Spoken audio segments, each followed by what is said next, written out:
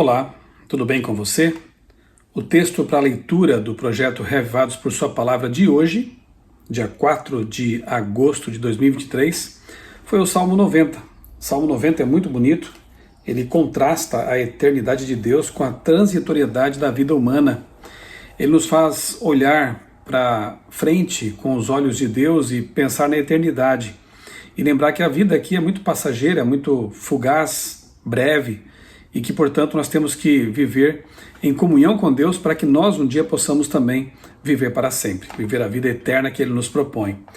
O interessante é que o Salmo começa dessa forma. Os versos 1 e 2 dizem assim: Senhor, Tu tens sido o nosso refúgio de geração em geração, antes que os montes nascessem, e Tu formasses a terra, o mundo, de eternidade a eternidade, Tu és Deus. Ou seja, é mais um dos muitos textos bíblicos que dizem que Deus é eterno. Vamos colocar assim, de maneira bem imprecisa, que Ele é eterno para trás e para frente. Ou seja, Deus nunca teve início e também nunca terá fim. Deus é eterno, somente Deus é eterno. Esse texto se aplica a quem? Obviamente que se aplica a Yahvé, ou seja, o Deus eterno. Mas veja que interessante, eu vou ler aqui para você um texto de Ellen White. Nós adventistas cremos que Ellen White foi uma mulher usada por Deus, seus escritos são inspirados pelo Espírito Santo. Não é uma segunda Bíblia, obviamente, como nós bem entendemos e ela mesma diz a respeito de seus textos, né? Tanto é que nós consideramos Ellen White como uma profetisa não canônica. Mas aqueles que creem na sua inspiração deveriam levar a sério esse texto que, na verdade, juntamente com o Salmo 90, refuta aqueles que defendem o antitrinitarianismo, ou seja, a ideia, essa heresia, na verdade, de que Jesus seria um Deus inferior ao Pai, gerado, passou a existir em algum momento da eternidade passada, passou a existir, foi gerado, foi criado, portanto. O Espírito Santo não seria Deus, tampouco seria uma pessoa. Para alguns, ele seria o próprio Jesus, ou um anjo, ou, como outras religiões e alguns grupos dissidentes também defendem, o Espírito Santo seria apenas uma energia ou força ativa. Veja só, o texto a que me refiro de Ellen White está em Mensagens Escolhidas, volume 1, página 248, e diz o seguinte: Antes que os montes nascessem, ou que tu formasses a terra e o mundo, sim, de eternidade a eternidade, tu és Deus. Ela cita o salmo que eu acabei de ler aqui, né? O Salmo 90, verso 2. O povo que estava assentado em trevas viu uma grande luz, e aos que estavam assentados na região e sombra da morte, a luz raiou. Aqui ela cita Mateus 4,16, e em seguida diz o seguinte: aqui se apresentam a pré-existência de Cristo, ele sempre existiu, e o propósito de sua manifestação ao mundo, como raios vivos de luz do trono eterno.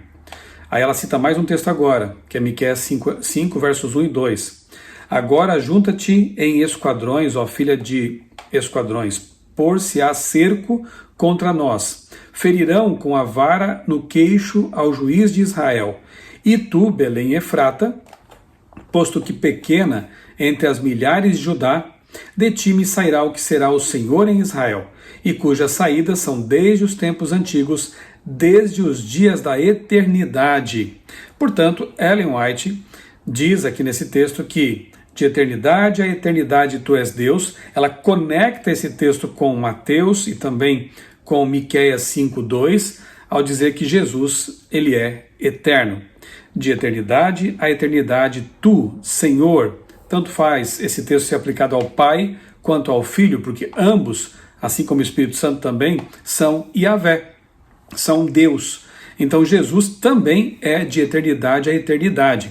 Se você crê na inspiração de Ellen White, e claro, na inspiração da Bíblia sobretudo, você tem que admitir que Jesus é eterno.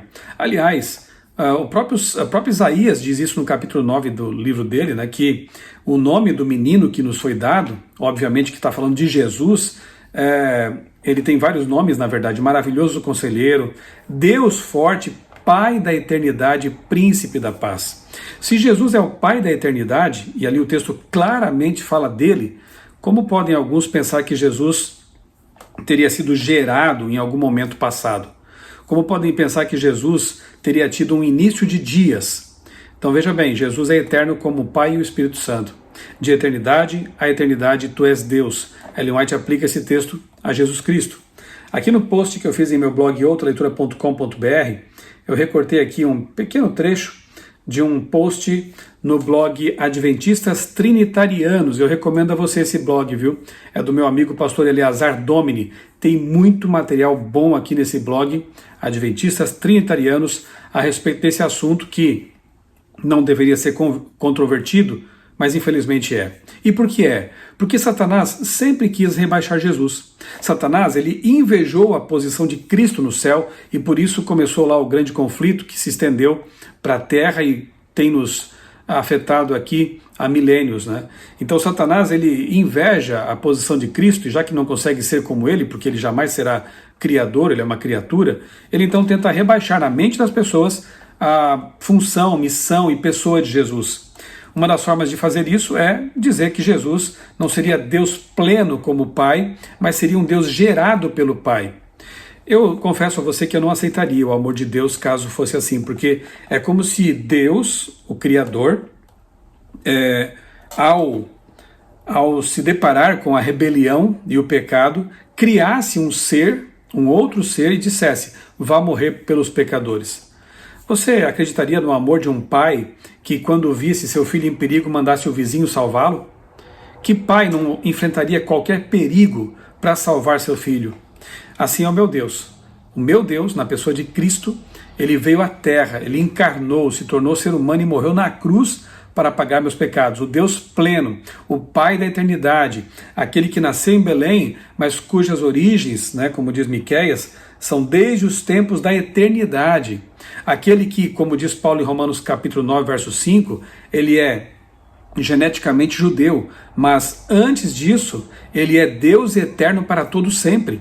A Bíblia inteira fala da divindade e eternidade de Jesus. Só para mencionar mais um texto, João 8,58.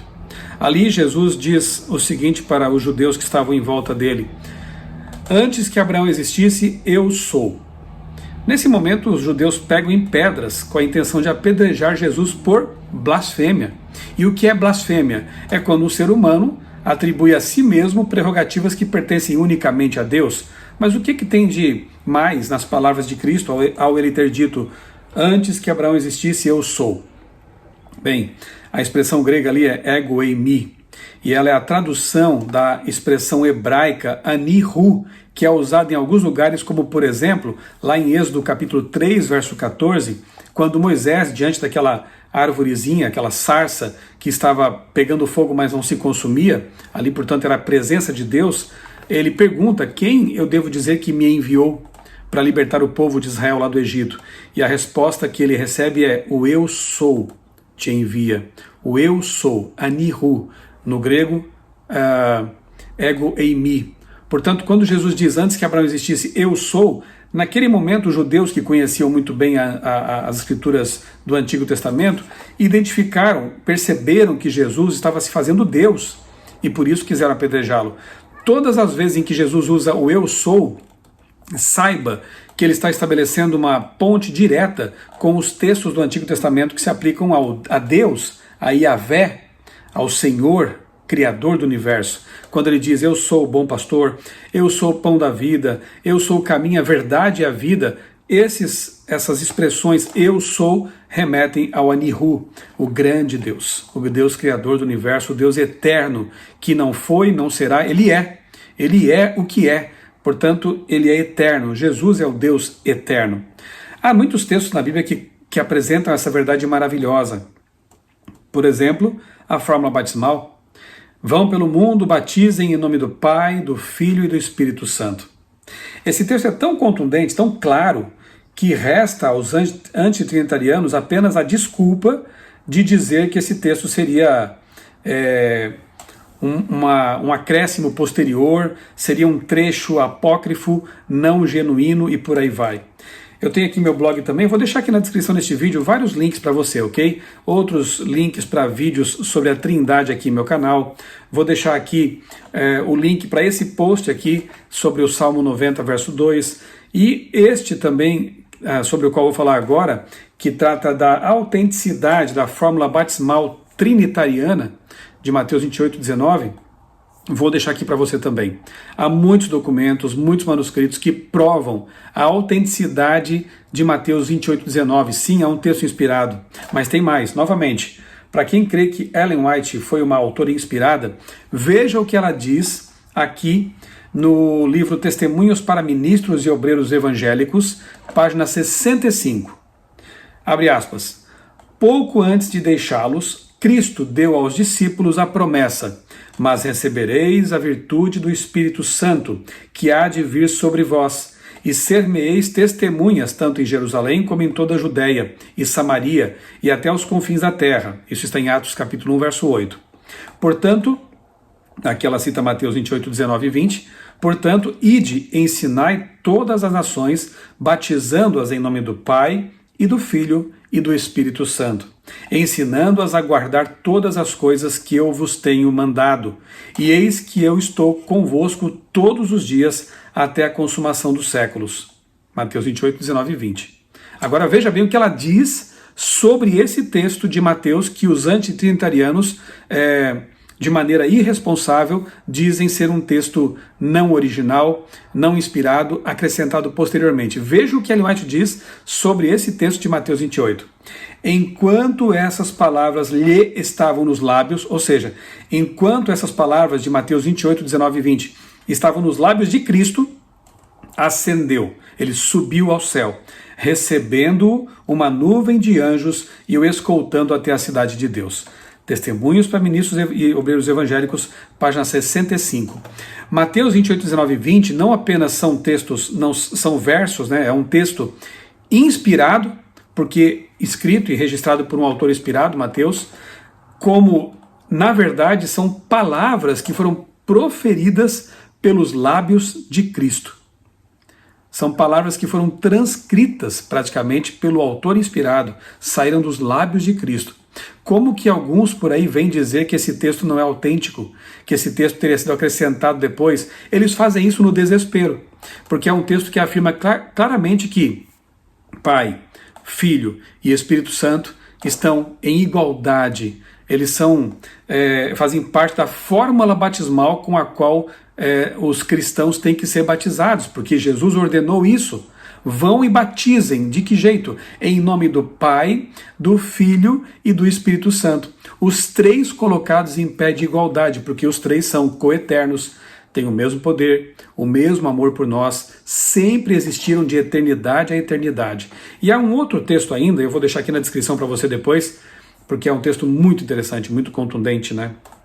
Em que Ellen White, para resumir aqui esse vídeo, em que Ellen White, falando sobre a eternidade, ela diz que quando chegarem na glória, muitos, os remidos, né, vão se abraçar, alguns vão atribuir a sua salvação ao trabalho que outros fizeram por eles, pregando-lhes o Evangelho, e depois ela diz assim que os remidos se prostram e adoram o Pai, o Filho e o Espírito Santo.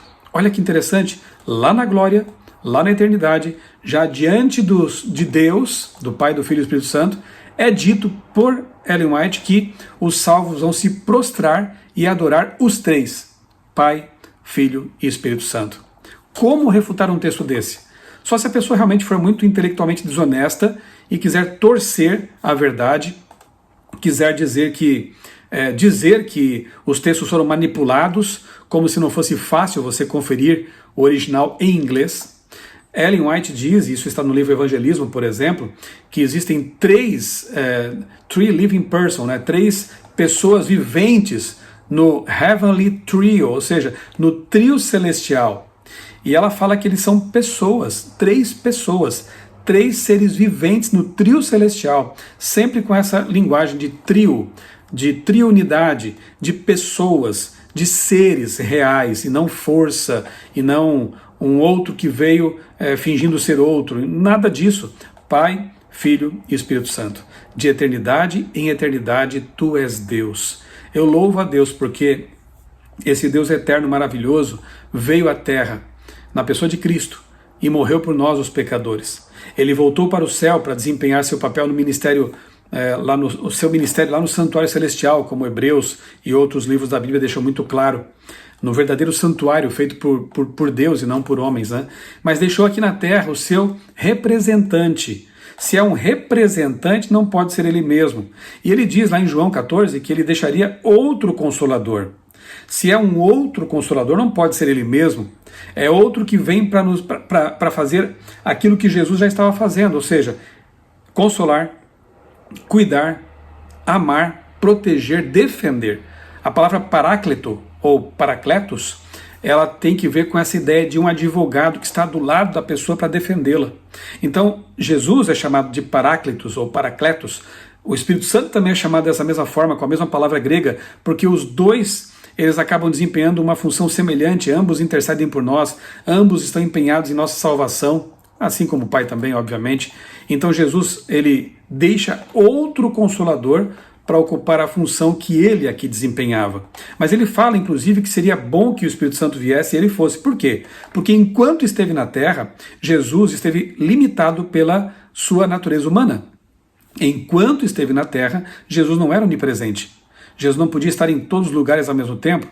Agora ele deixa em seu lugar um representante divino que, não limitado pela natureza humana, tem esse poder, essa prerrogativa, esse atributo que não é comunicável, portanto é divino, esse atributo da onipresença. O Espírito Santo está aqui comigo agora, em minha mente, em meu coração, como meu advogado, meu protetor, e está aí com você neste exato momento, porque ele é o seu protetor, é o seu advogado, é o seu paráclitos, né? Paracletos.